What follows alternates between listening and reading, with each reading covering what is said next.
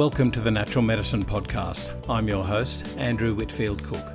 Join us as we interview expert clinicians, researchers and wellbeing experts from around the world and explore the evidence and application of complementary medicine in global healthcare. The following podcast is intended as professional information for integrated practitioners and as such must not be taken as medical advice. Patients are expressly directed to seek appropriate care from a suitably qualified practitioner. Hi everyone, thanks so much for your company again. Today we'll be learning a great deal about improving vagal tone from Emrys Goldsworthy, who's an expert on this, and I've podcasted with him a number of times prior. Each time he blows my mind. Welcome to Natural Medicine Podcast, Emrys. How are you? Thanks for having me, Andrew. So we're sort of like going back to the future again, aren't we? Oh, yeah. So tell us a little bit about your history as a practitioner and how you first became interested in treating or managing the vagus nerve. Well, one of the key areas I've always worked on is the nervous system. My first area of training was in the musculoskeletal system, treating chronic pain, acute problems, and often we would be treating nerves as part of that, whether it be neuromodulation techniques, manipulation of the nerves themselves. And that grew further and further into that area as I've noticed it was the most successful way of treating patients. And as part of that, you start to investigate other nerves, not just peripheral nerves in the legs and the arms and the neck and so on. You look at the cranial nerves, which is where I started to look at the vagus nerve.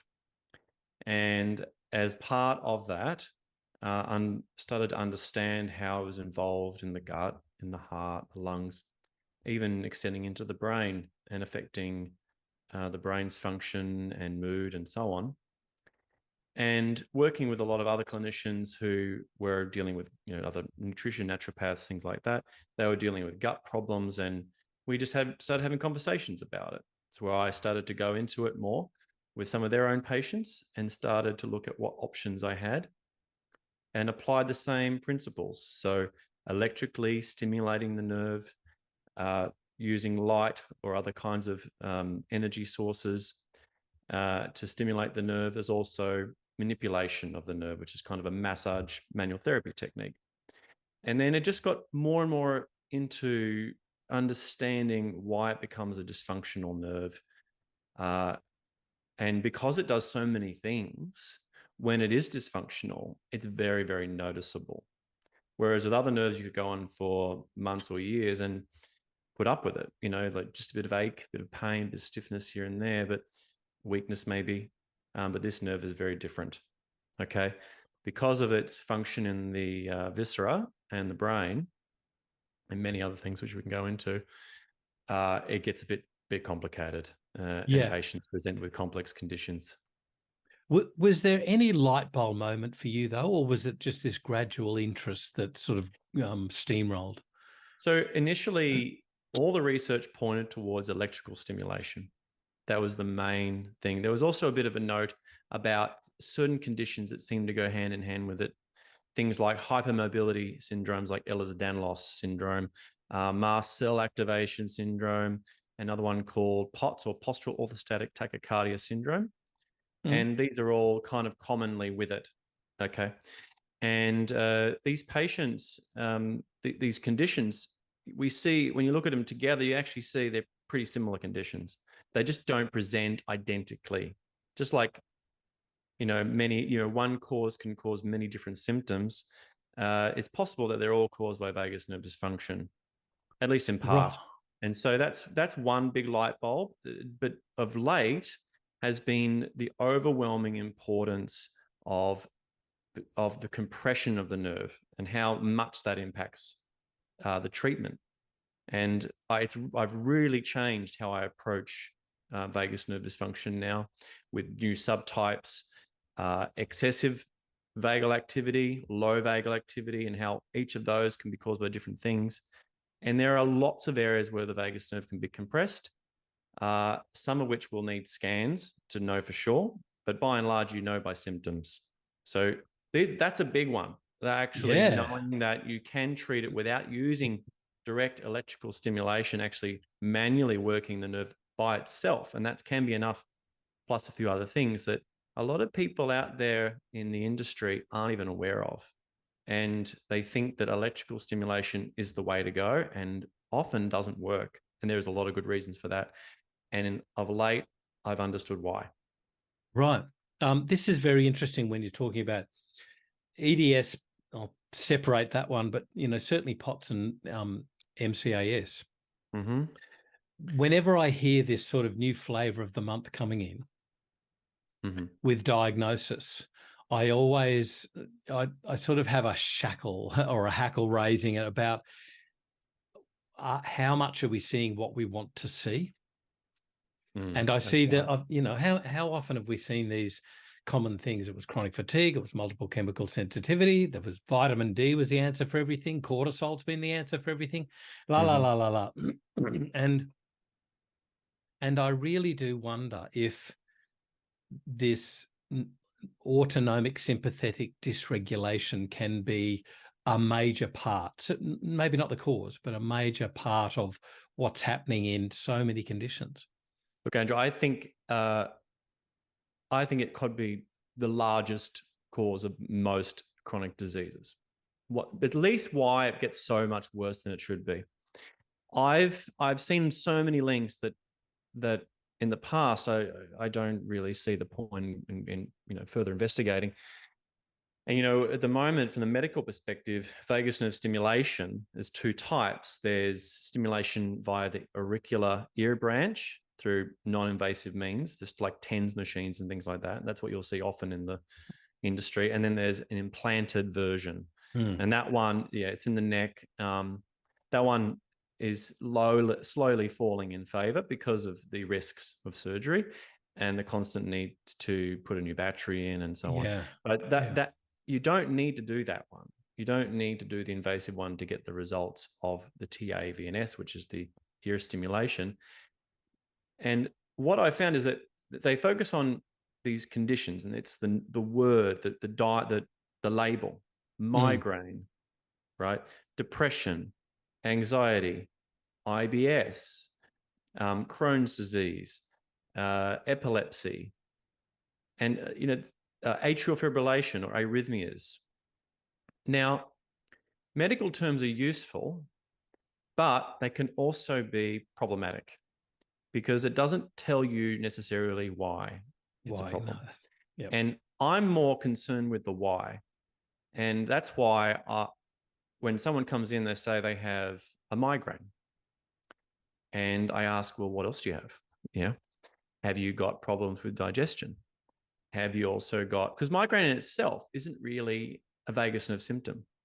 Migraine is trigeminal nerve, possibly to do with blood flow, all these things, these are maybes. And why does vagus nerve stimulation help people with migraine? But then when you actually look at it more holistically, you see that they are actually either a person with excessive vagal tone or low vagal tone. And they fit into one of those two boxes, or they have this type that is like a seesawing. They go in and out. So partly they're excessive, and then for a period they're at low. And that is really interesting. And there's lots of ways of knowing that, and so it leads you down a track of treating them more globally rather than just the migraine. So they might say, the migraine is kind of better, but my digestion's better. And this is better. And there's other factors that you can use to lead you down the track of, okay, we're getting somewhere. And there are measurable ways to know if vagus nerve tone is improving. And we can talk about that too. Yeah, sure. Okay, so you mentioned quite a few conditions there, but I understand your stance has changed somewhat. Is that correct? Yes, that's right. So, yeah, I mean, the main thing is if a patient presents with chronic disease, it could be anything. It could be, sensitive to everything. MCAS is a very common diagnosis now. POTS is common too. And there might be fatigue. It might be brain fog. It might be chronic pain, all these different sort of conditions that are really difficult to treat. You can just put them all in one basket for a moment. Then you ask the question, what's my digestion doing? Am I constipated? Or do I get diarrhea every day? Constipation is a sign of low vagal tone. Diarrhea is a sign of excessive vagal tone, hyperactive. Now, remember, if we go and look at our autonomic nervous systems, you'll see that the activity of the intestines, if it's elevated, it means the vagus nerve is elevated in activity, and it can be excessive. There is time and a place for diarrhea for elimination purposes, right? But then what I propose is that although the body is intelligent, and generally speaking, it does everything because it's trying to rectify whatever's going wrong. And environmental factors, which we can talk about, are likely the cause of most problems, particularly toxins, in my opinion, right? Still, at the basis of it, we have a vagus nerve dysfunction in a lot of cases. And sorry, it's very complicated because I actually suspect that it is the core, because the vagus nerve is nearly involved in every single part of detoxification, and it's part of detecting toxins. So a lot of people will say, well, why is the vagus nerve a problem, considering most of what we're dealing with is environmental toxicity? That's kind of the big thing at the moment, right? You know, you've got plastics in the environment, you've got metals in the environment, you've got other things as well. You know, the list goes on. Yep.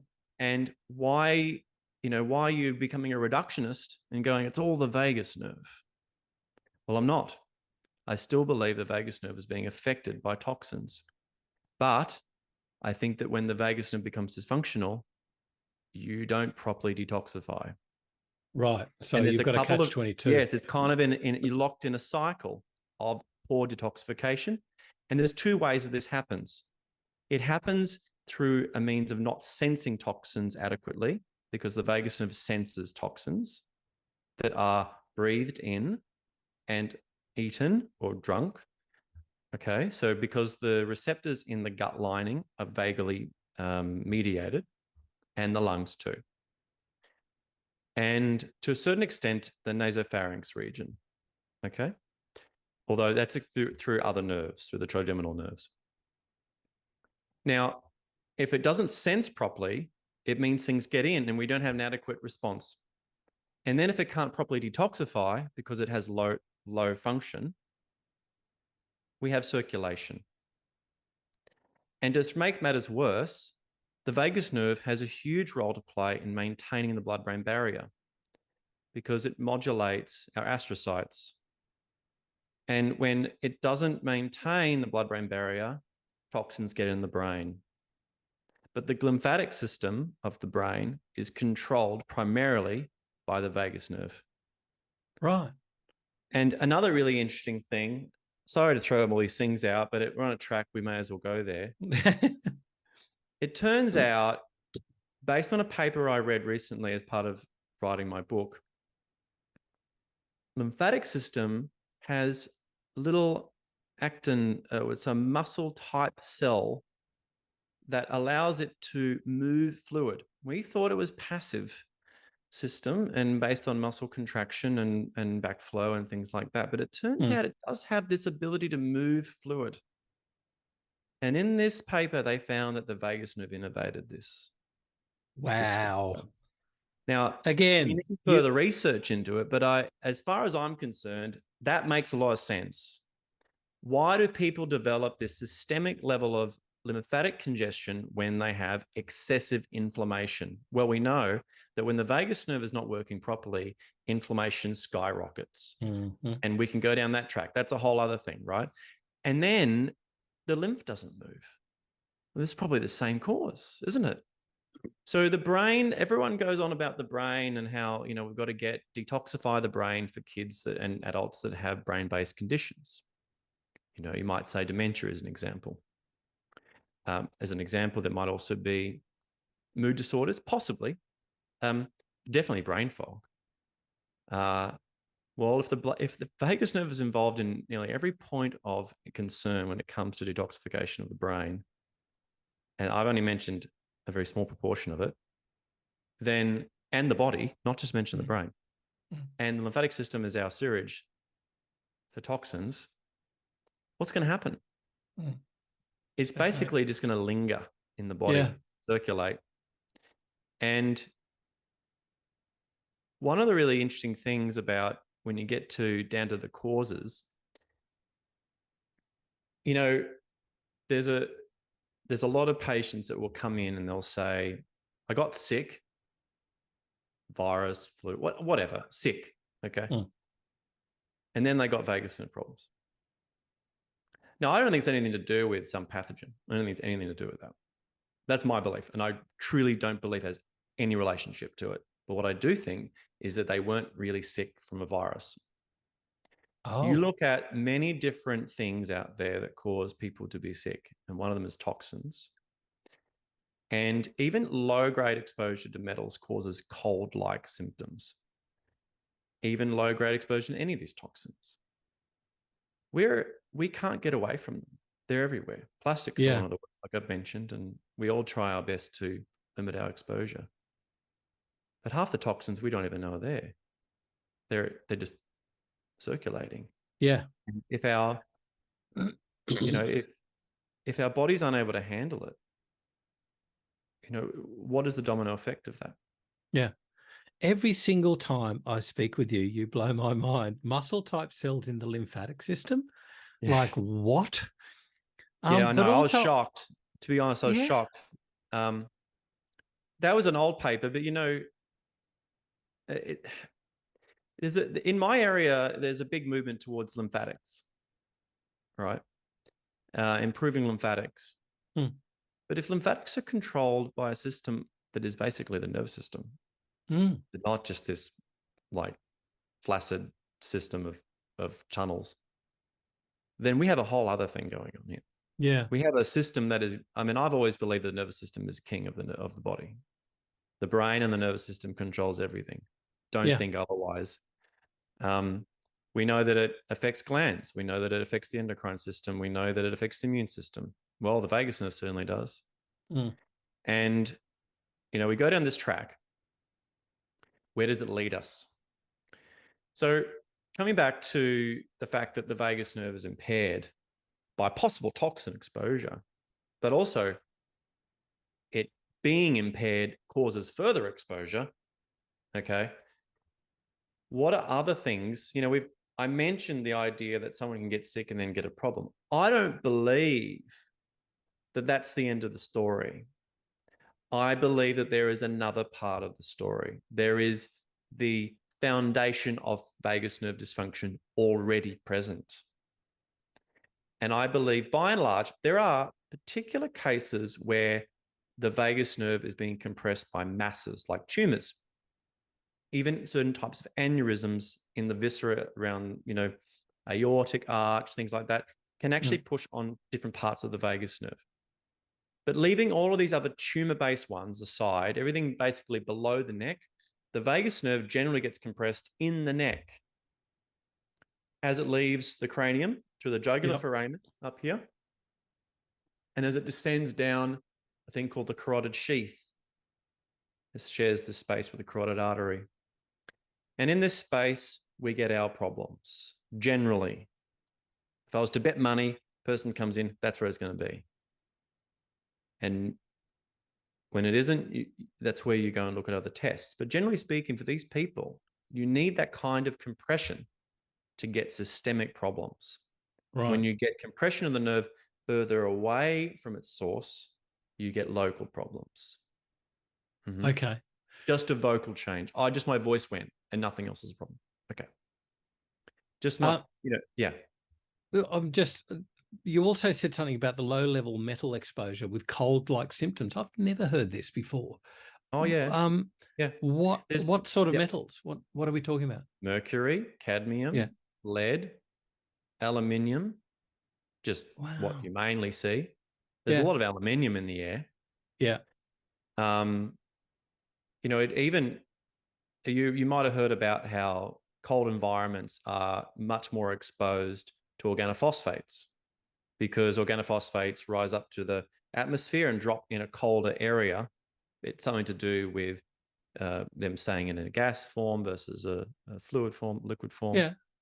And they found that people who were in, more northern latitudes or southern latitudes, colder climates, had much more organophosphates as women in their breast milk. They measured breast milk versus ones that were closer to the equator.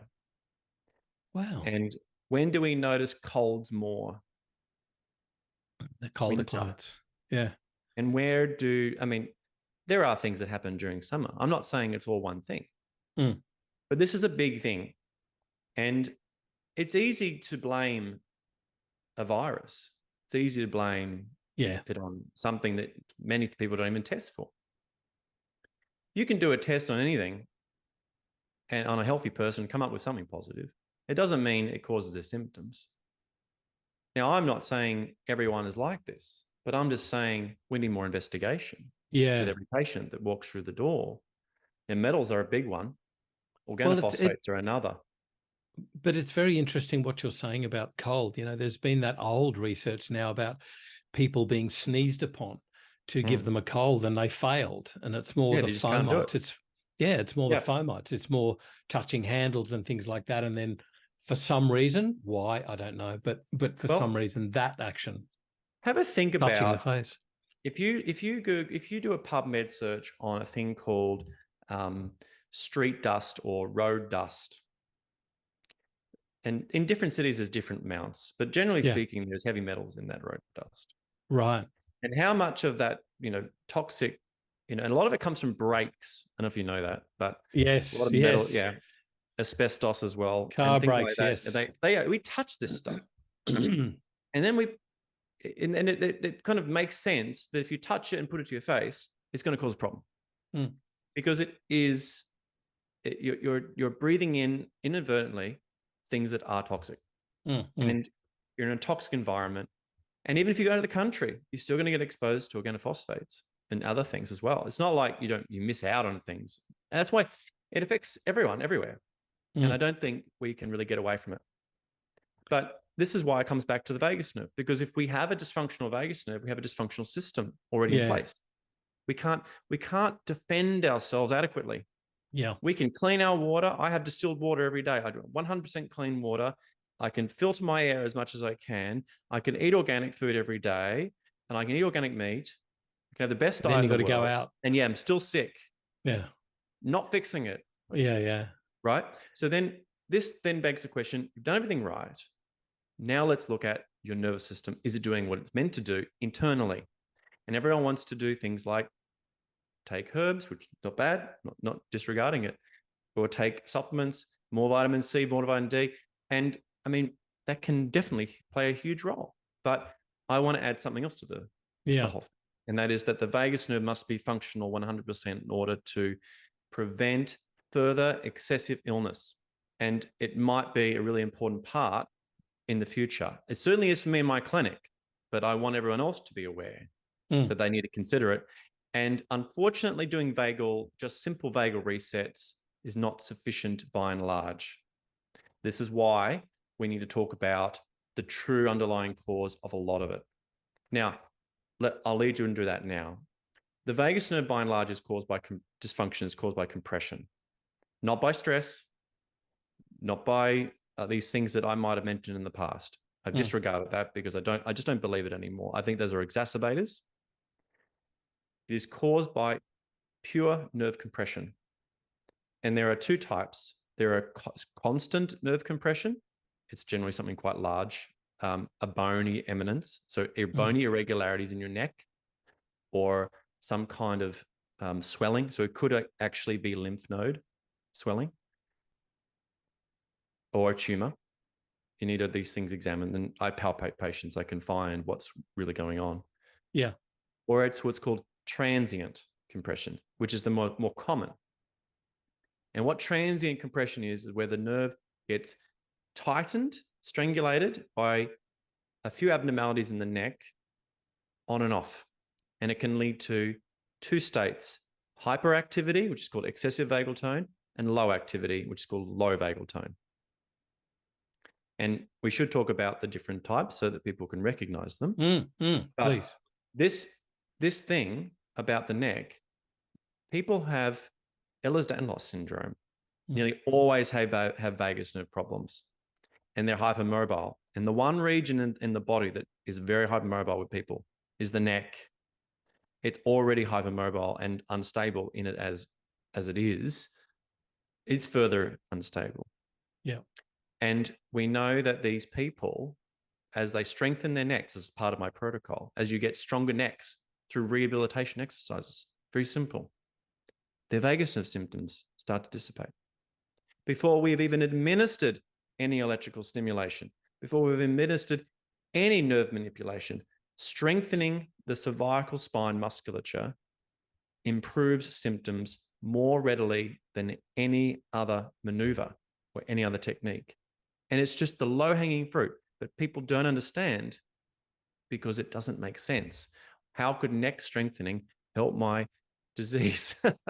Well, and it makes sense to me because it's the area I've particularly focused on in the last couple of years, particularly as we've come to a better understanding of why these conditions come up with the vagus nerve. It actually does make sense to me. It's one of the issues I've had with constant chiropractic manipulation, or the need for That's constant. a problem. Yes. Yes. Without looking at the reasons why somebody needs the constant manipulation. I agree. I totally agree. Without looking at the musculature, without looking at strength or relaxation or muscle tension and, emotional issues that impact that tension, like stressors, whether they be emotional or toxic, whatever. Yeah, that's right. You're not going to get to the real answer. So the neck muscles, right? This works for everywhere else in the body. When you have a joint that is unstable, meaning it shifts and slides a little bit, and you don't feel that, right? But it shifts and slides when you load it, right? So it could be through movement, could be through using your arms, could be through any kind of, mechanical motion. The muscles will get tight, and it's a normal reflex when you have weakness. Muscles go really tight because they become more efficient at contracting when they're tight.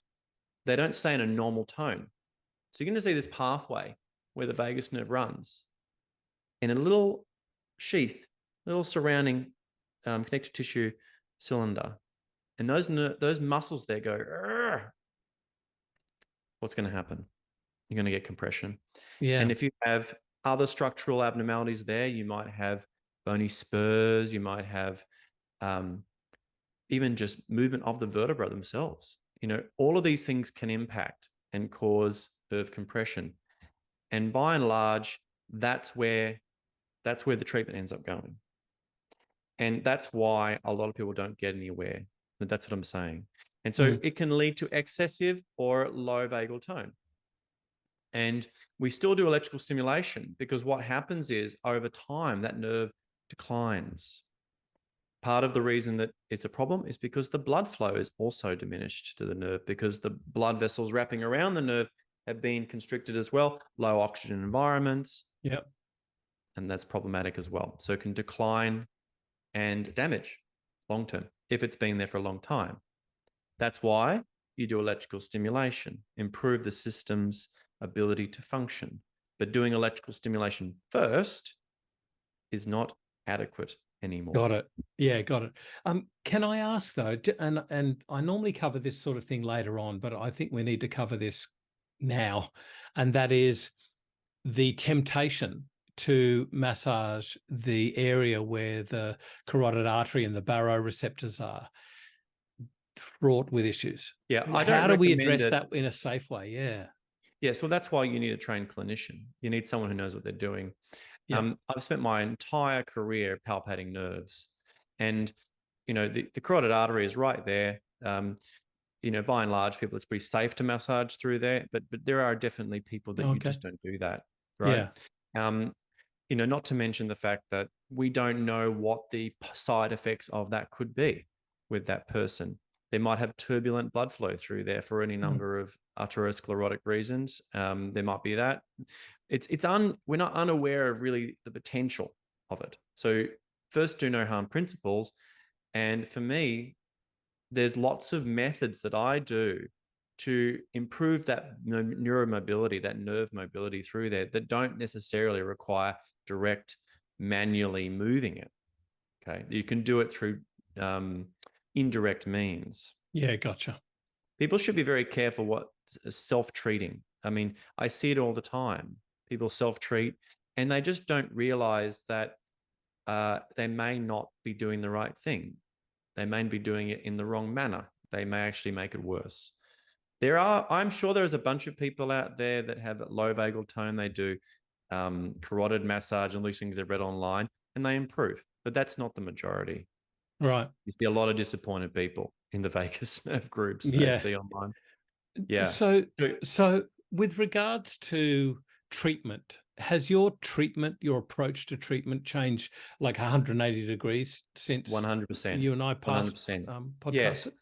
Yes, exactly. And one of the things, the main things that's changed is really just trying to figure out where it's compressed. Right. That's the main thing for me.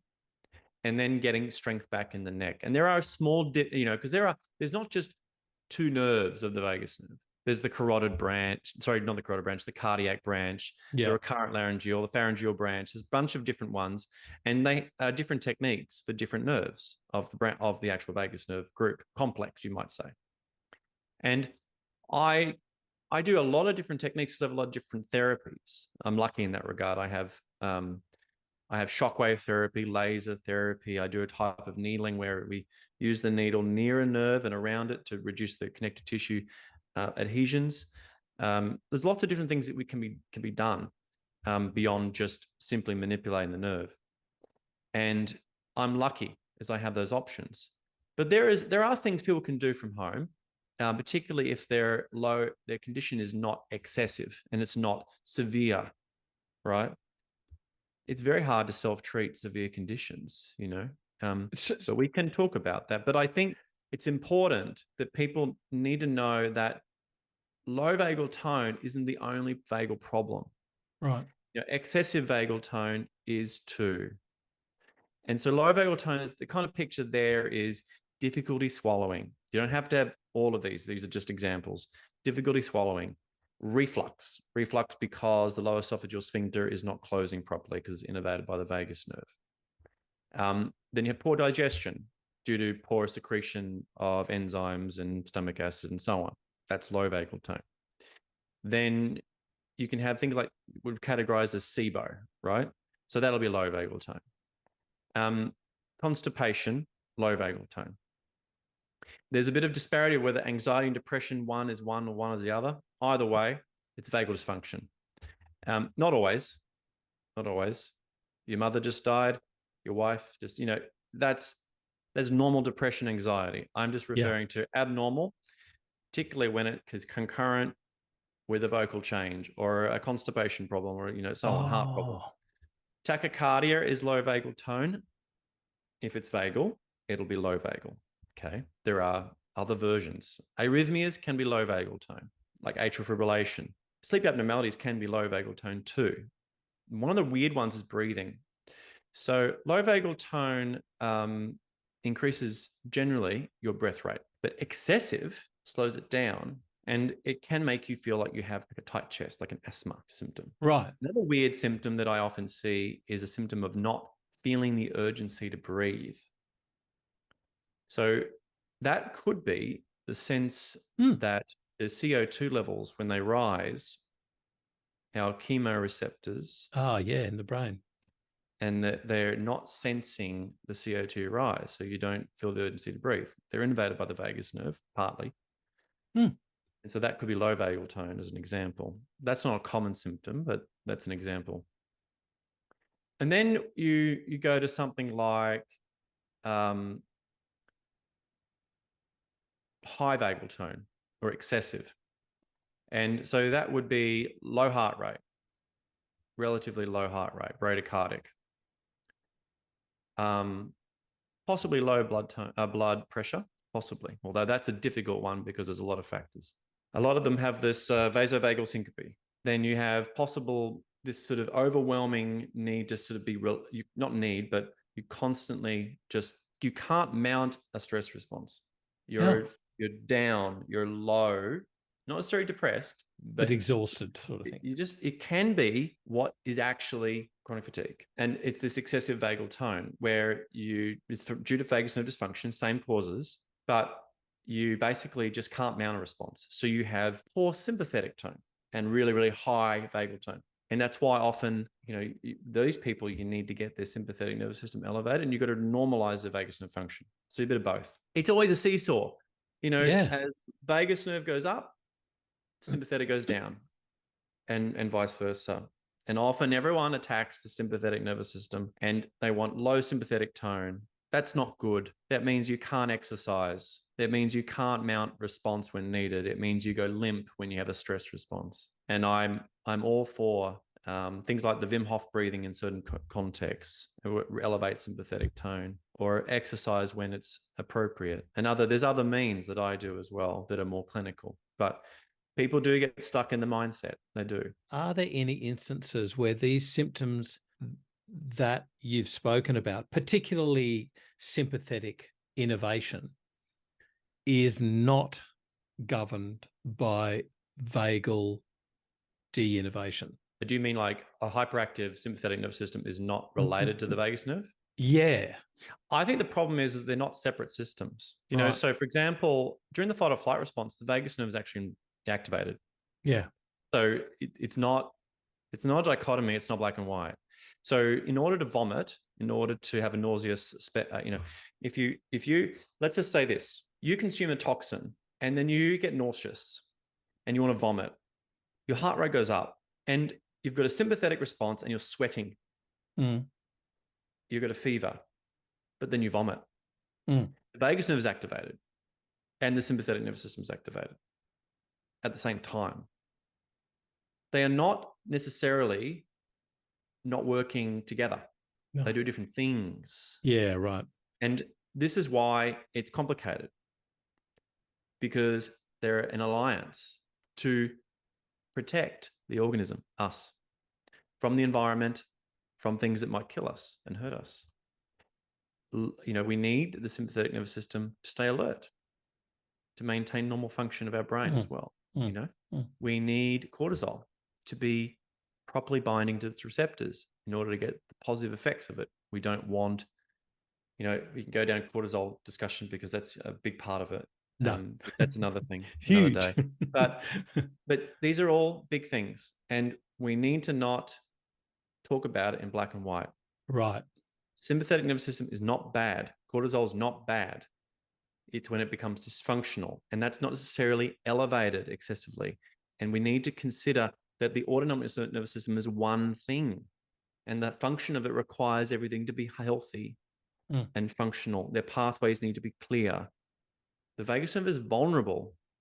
It is in a vulnerable position in the neck, and that's the unfortunate thing. Is there any safe interventions? You mentioned neck exercises, yes, but are there any other safe interventions that patients can do at home, like, for instance, that periauricular stimulation? Yep. Is this advocated still, or do you really need to figure out if there's compression, and therefore the vagal nerve stimulation won't really help you? Yeah, truthfully, you do. You do need to know that. Like you see the 100 ways to stimulate your vagus nerve. This is not about stimulating the vagus nerve. This is about returning the function of the vagus nerve because it's impaired. Like someone stood on a hose, you don't just keep turning the tap on and expect, it can work. But I will say it's important to maintain a healthy vagus nerve. And that is where exercises do come in. For example, the classic one is diaphragmatic breathing. Diaphragmatic breathing basically means that your hands are placed around your lower rib cage and your abdomen, and you breathe into your hands, and you do it slowly. You can control your vagus nerve by slowing down your breath. You'll lower your heart rate. All of these things can impact. That is a form of vagal resetting because it's utilizing what you can change. You can change your breath rate. You can slow it down. There are other ways. One of the key ones is utilizing the larynx. So vocal things are very, very effective. In fact, it's one of the most effective. So singing, most people don't sing, but But if you go and learn singing, you actually, let's say you're sick and you want to help yourself and you can't get to someone who can help you, pick up singing, learn how to sing and do difficult songs. I know probably most people aren't going to be very good at it. It's not about that. It's about learning to sing. It's like when you want to challenge your brain, you learn a language, as an example. Yeah. Doesn't mean you're going to be good at it. Doesn't mean you shouldn't try. In this case, we need to do that for our vagus nerve. We need to challenge parts of it in order to stimulate it. Okay. Now, a lot of people improve by doing that, by joining a singing group, learning how to sing. They do. That's not going to be sufficient for many people. Right. Additionally, we always used to talk about gargling. Now, gargling is still utilized because gargling will activate the muscles at the back of the throat. You can also stimulate your gag reflex, which I don't necessarily use a lot, but gargling is sufficient.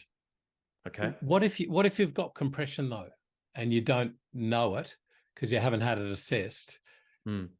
Are there any things? Are there any particular ways that would be good or bad, and how can one tell if compression is the issue? I do some tests where I palpate the nerve and see if it moves and things like that. So it takes a lot of training to do that. But many people will, not everyone will have this because it requires further analysis, but they will be tender between their trachea and their SCM muscle.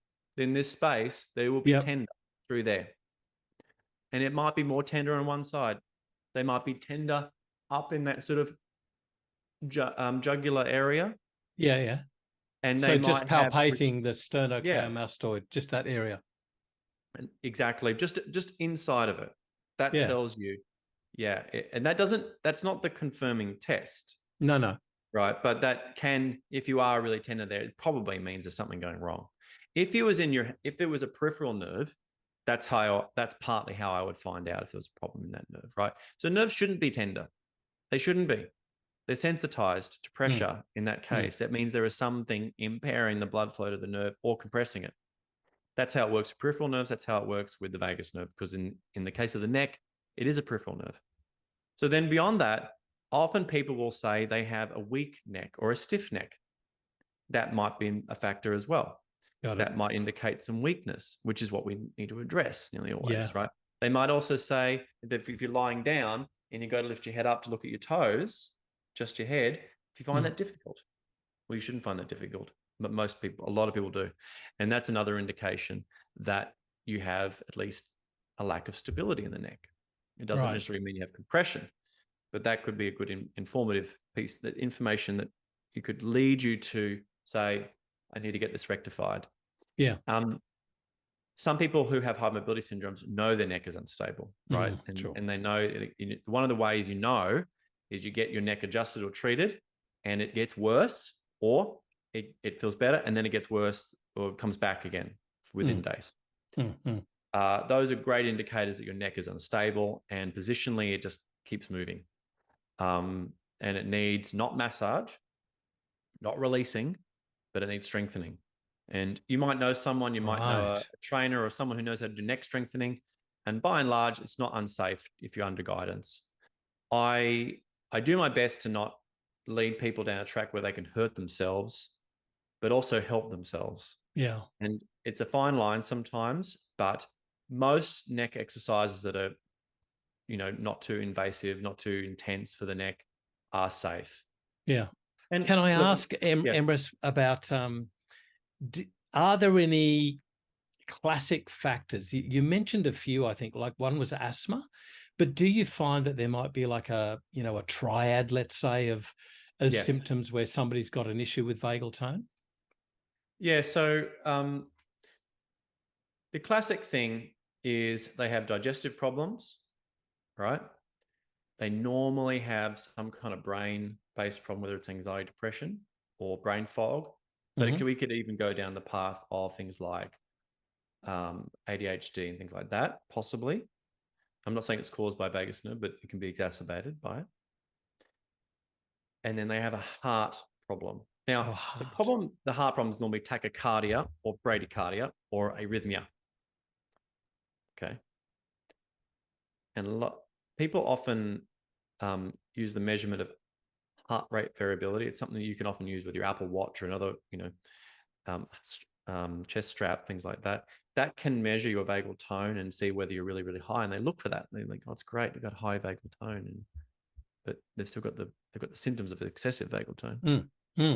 And the only way I use those is I use them on patients, and I ask them to buy the equipment to do it consistently, so that we see a measure over a week rather than a session, which can be very erroneous. But what I'm saying is that can give you a good indication.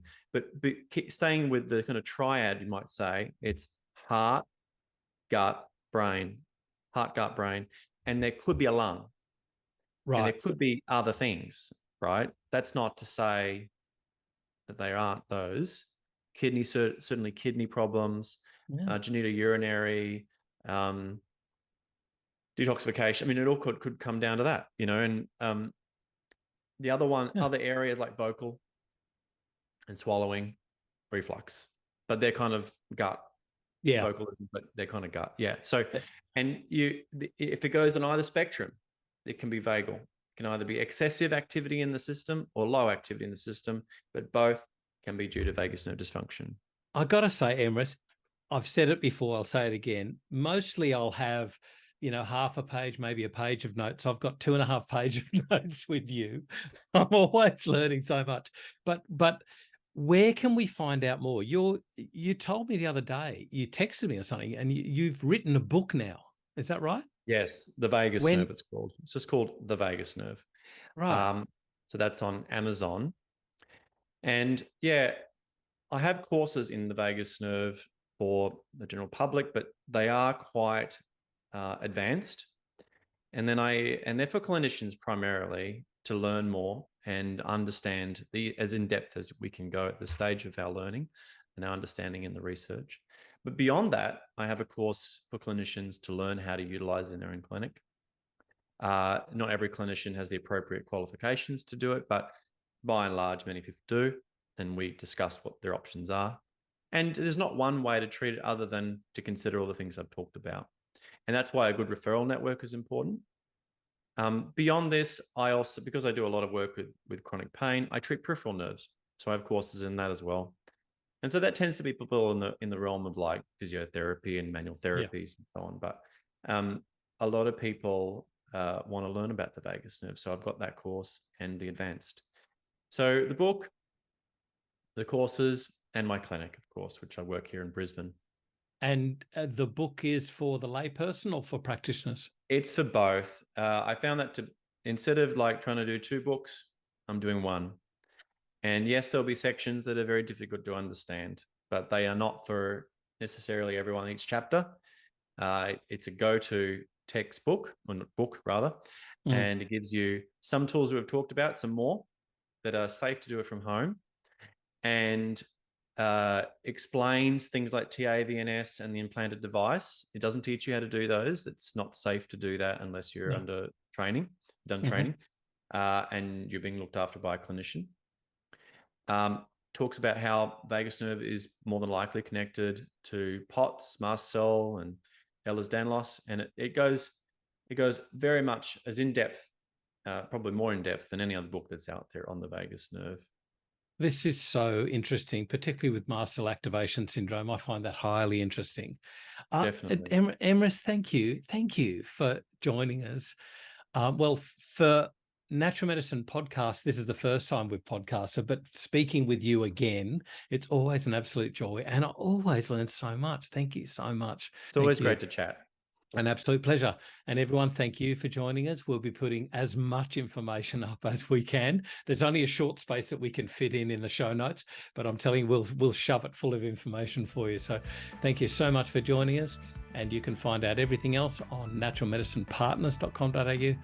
I'm Andrew Whitfield Cook. See you next time.